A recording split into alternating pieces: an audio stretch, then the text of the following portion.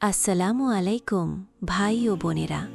ফজরের নীরব আলো যখন আকাশ ভরিয়ে দেয়, তখন পৃথিবী যেন নতুন করে শুরু করে তার যাত্রা।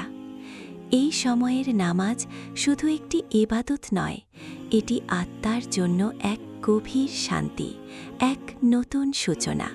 ফজরের নামাজ মানুষকে শেখায় শৃঙ্খলা, ধৈর্য আর আল্লাহর উপর পূর্ণ ভরসা। যখন সবাই ঘুমে মগ্ন, তখন আপনি আপনার রবের সামনে দাঁড়ান। এই মুহূর্তই হৃদয়কে শক্ত করে, মনকে পরিষ্কার করে আর জীবনে এনে দেয় অদ্ভুত প্রশান্তি। যে ব্যক্তি দিনের শুরু করে আল্লাহর স্মরণ দিয়ে, তার দিন হয় বরকতময়, মন হয় হালকা আর জীবনের পথ হয় আলোকিত। আজ থেকেই চেষ্টা করুন ফজরের আলোয় নিজের জীবনকে নতুন করে সাজাতে। ইনশাআল্লাহ আপনার জীবনও বদলে যাবে।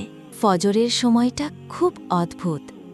চারদিকে নীরবতা, সবাই ঘুমিয়ে, আর আল্লাহ ডাকেন, কে আছো আমার জন্য? যে বান্দা ফজরের নামাজ পড়ে, সে আল্লাহর বিশেষ হেফাজতে চলে যায়।